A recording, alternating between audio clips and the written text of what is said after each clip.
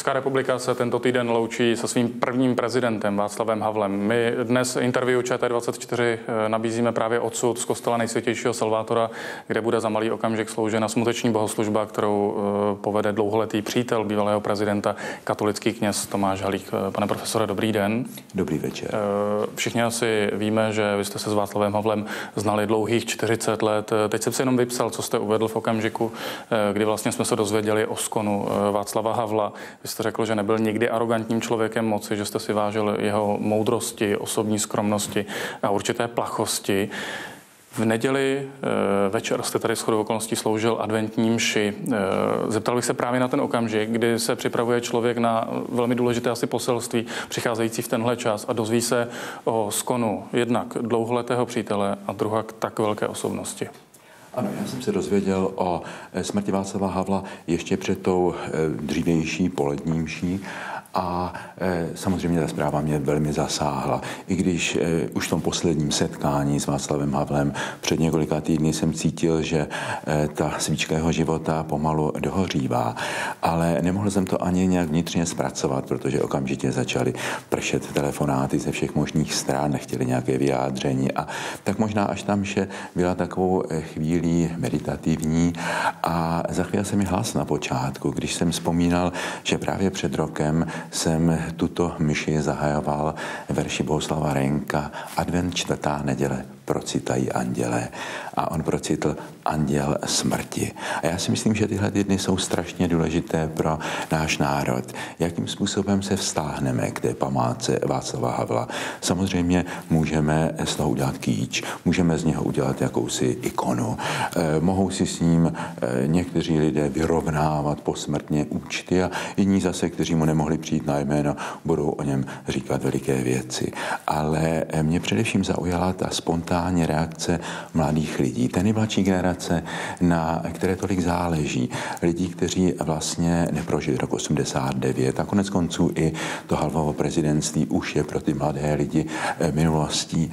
A já si myslím, že právě pro ně najednou vyvstal Havel jako takový velký symbol toho, po čem všichni toužíme.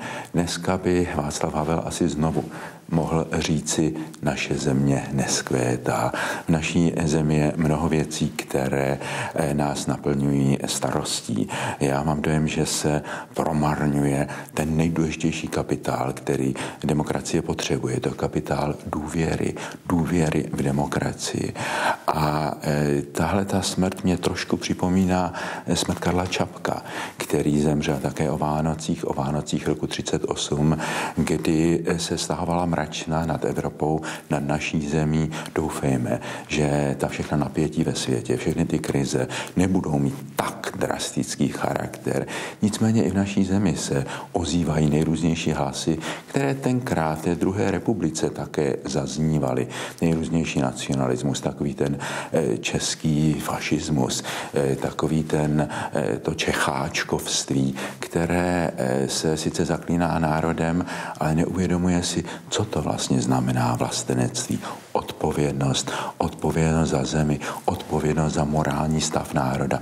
A to je něco, co Havel stělesňoval. A já myslím, že ty řeči, ty jeho proslovy o pravdě, to, co mnozí považovali za jakýsi idealismus, se dneska ukazuje jako něco, co je velice realistické, protože právě bez té morální stránky vidíme i to hospodářství, i ta politika je v krizi.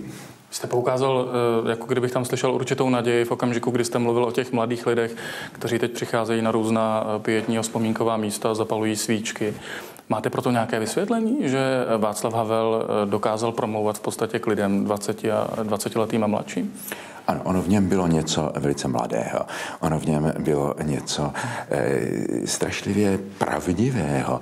A lidé přece vycítí, jestli proti ním stojí nějaký panák, který říká líbivé věci, které lidé chtějí slyšet, anebo člověk, který mluví z hloubi svého srdce, který mluví to, o čem je přesvědčen a za čím stojí celoživotně svým životním svědectvím. To nebyly líbivé řeči, které Havel říkal.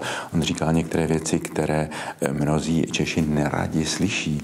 I ty dramatické, bolestné okamžiky naší minulosti rozkrýval s velikou otevřeností a samozřejmě počítal s tím, že se tady zdvihne nenávist. Ale já myslím, že právě pro ty mladé lidi, v kterých je přece jenom nějaké spontánní rozlišení té morální čistoty, té upřímnosti, takže pro ně prostě on promlouvá víc než mnozí.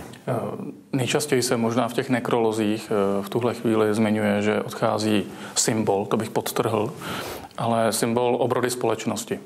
Souhlasil byste? Tak jistě, že Havel je symbol v tom smyslu, že symbol je to, co nějakým způsobem odkazuje nad sebe a za sebe. Tak to není jenom jedna z těch historických postav. Je to člověk, skrze kterého promlouvá něco, co má trvalou hodnotu. V tomto smyslu je jistě symbolem, ale já bych nerad, aby se skutečně proměnil jenom v nějakou takovou ikonu z minulosti. Já si myslím, že je třeba vidět ho takový, jaký byl. A myslím si, že to je také úkol nás, kteří jsme ho dobře znali a měli rádi. Byl to člověk se svými chybami. A byl to člověk, který byl neobyčejně statečný, ale zároveň měl v sobě takovou sílu pochybovat o sobě a ono ho to neoslabovalo. Ono to právě to, že si stále tak trýznivě kladl otázku, jestli to, co dělá, je skutečně správné. Já myslím, že to dávalo tomu jeho životnímu svědectví jakousi zvláštní pravdivost. Každý se s blízkým člověkem loučí po svém. Bude se ta vaše, řekněme, osobní vzpomínka, na kterou jste teď tak lehce brnknul na tu strunu, tak bude se nějak lišit od té oficiální při vašich třeba kázáních a podobně? Já myslím, že určitě ano. Pro mě Havel, jistě tady se spojují tyhle ty dva okamžiky, že je to člověk, který nějakým způsobem vstoupil do mého osobního příběhu a který ale je také člověkem, který otevřel něco, co pro náš národ je naprosto zásadní. Ten prostor svobody a nikdo se nezasloužil tak, jako on. Samozřejmě byli tady mnozí lidé, není to vždycky výkon jednoho člověka, ale na Havlově je vidět, jak každý člověk je vlastně nezastupitelný. Každý člověk, já jsem přesvědčen, a je to i součást mé víry, že každý člověk má v tomto světě nějaké poslání. Každý člověk se rodí jako originál a mnozí končí jako kopie. Jako kopie, které se přizpůsobují jenom tomu, co se od nich chce.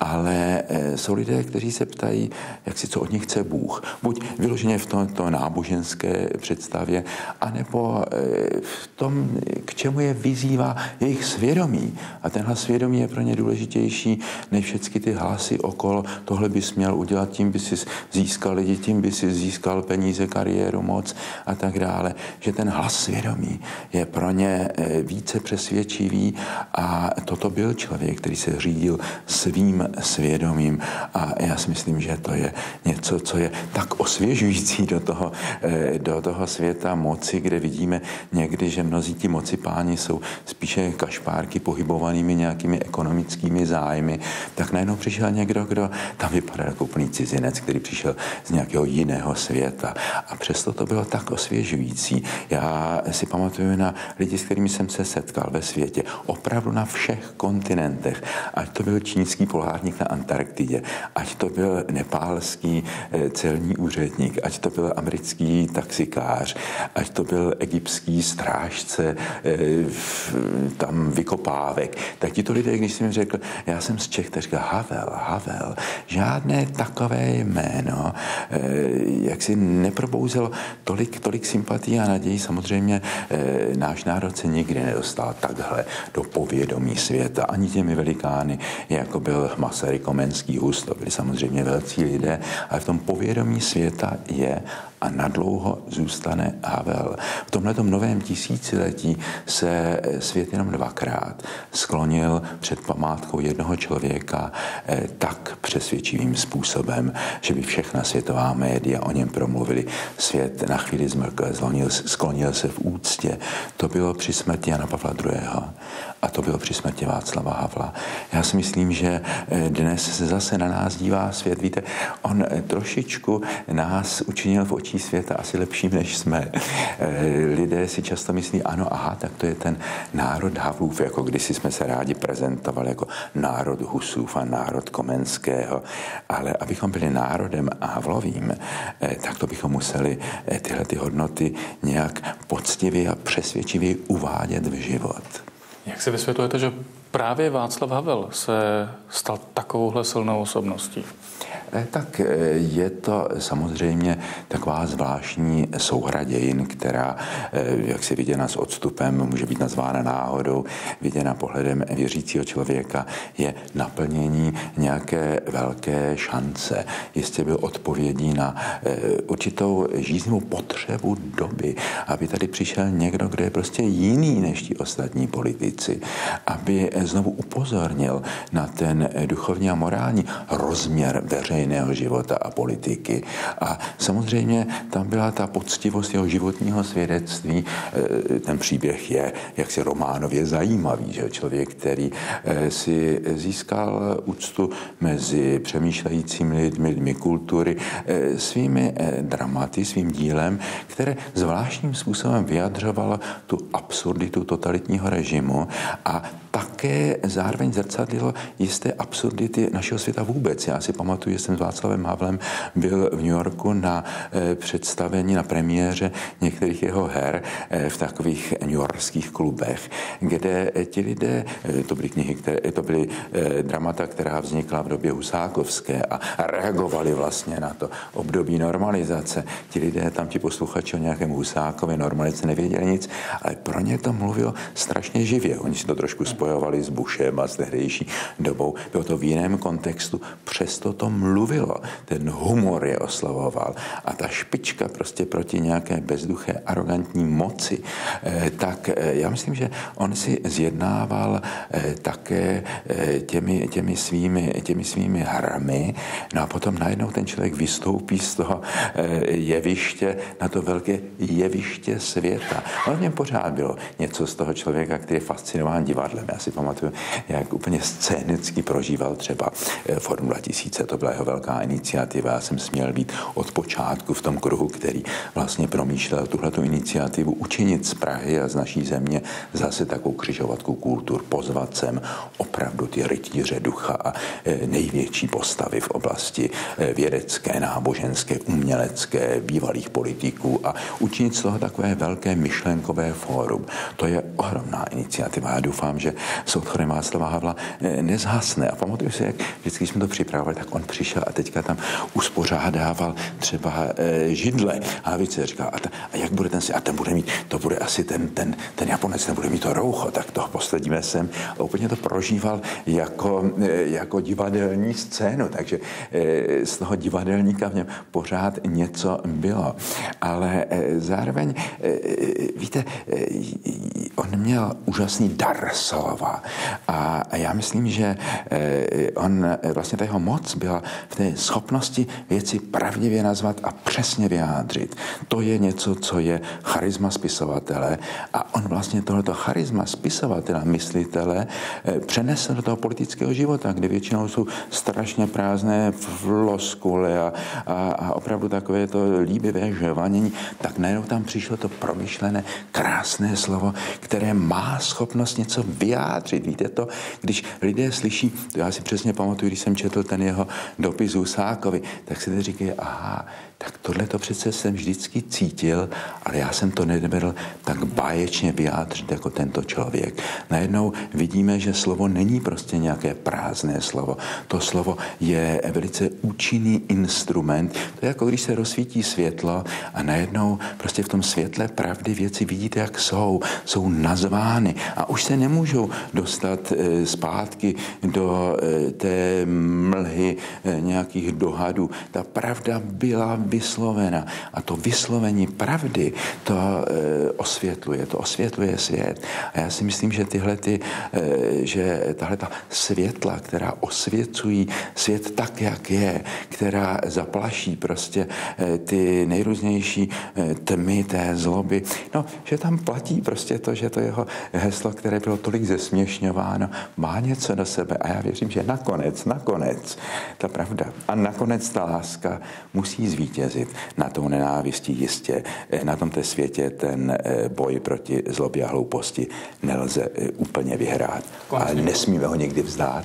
Ono vzniklo i to pejorativní označení pravdoláskař, vy ostatně jste představitelem téhle skupiny, předpokládám, že se k tomu hlásíte hrdě. A já jsem na to hrdý a já myslím, že snad aspoň teď, jak si po té smrti Václava Havla, ti lidé, kteří s takovým opovržením vyslovují ta slova pravda, láska, pravdoláskaři, že se trošku zastydí. Víte, já si pamatuju, že jsem tady jednou v televizi měl debatu se 2 politiky, nebudu je jmenovat. A pak, když jsem odcházel, tak tomu politikovi jsem řekl, ale prosím vás, pane místopředsedo, vy přece víte, že to, co jste tady tu hodinu říkal, to vůbec není pravda. On se na mě tak podíval, pravda. Já mluvím ke svým. Ja? To znamená, prostě já mám zjištěno, že co ti moji potenciální voliči chtějí slyšet, já jim to říkám, mě vůbec nezajímá, co nějaká pravda. Je to slovo pravda vyslovil s takovým jako sprosté slovo. Já jsem si řekl, no, tak to je tedy svět. A tak jsem rád, že do tohoto světa vstoupil člověk, pro kterého ta pravda nebylo sprosté slovo a nebylo to nějaké lehké vyprázdněné slovo. Tak jedna věc, kterou bychom mohli zmínit teď v průběhu těch pár dní, co se vlastně loučíme s Václavem Havlem jako významnou postavou novodobých českých dějin. Nemáte strach, že to možná drobec zavání takovým budováním kultu osobnosti? Všechno, vláda se schází, schvaluje zákon o zásluhách Václava Havla, 3denní státní smutek, státní pohřeb, média plná Václava Havla. I když jste mluvil o těch floskulích a prázdných frázích, kdo se vlastně k Václavu Havlovi vyjadřuje? To víte, tohleto nebezpečí je samozřejmě, jako každý rozumný člověk ví, že prostě to nějakým způsobem patří k věci, že byl to první prezident toho moderního státu a byla to takhle významná světová osobnost, takže prostě nemůžeme mlčet a pro média, pro stát, vládu je to výzva, aby ho důstojně vzpomenuli. Samozřejmě jde o to, aby média se tady chovala velmi inteligentně, aby prostě nepřesytila to téma Havel, aby to prostě lidem, tak říkajíc, nelezlo z uší a zároveň, aby to bylo něco, co má jakousi jiskru do budoucnosti. Víte, samozřejmě se bojím toho, že my Češi dovedeme ty pohřby. Já si pamatuju na pohřeb Jana Palacha. Stál jsem tam hodiny, jako dneska stojí lidi před tou rakví Václava Havla. Ale ten člověk, ten mladý člověk, Jan Palach, se upálil, aby probudil svědomí národa. To nebyl protest, jak se říkalo, proti okupaci. To byl protest proti tomu, že ochabuje ten morální odpor proti okupaci, začíná kolaborace. A tenkrát ten národ to nějakým způsobem instinktivně pochopil. Prostě ten národ tam byl přítomen v těch hodinách smrti Jana Palacha. Ale potom přece jenom většina lidí asi zase takovou velkou statečností odporu proti té normalizaci neprojevili. Takže je teďka veliká otázka, jestli to bude jenom nějaká slavnost, jestli si budeme říkat, aha, tak bývali velcí Čechové, anebo jestli Havel tady bude nějakým způsobem stále s námi, ne jako ikona, ale jako stálá výzva. Tomáš Halík, já vám moc krát děkuju za rozhovor. Naschledanou.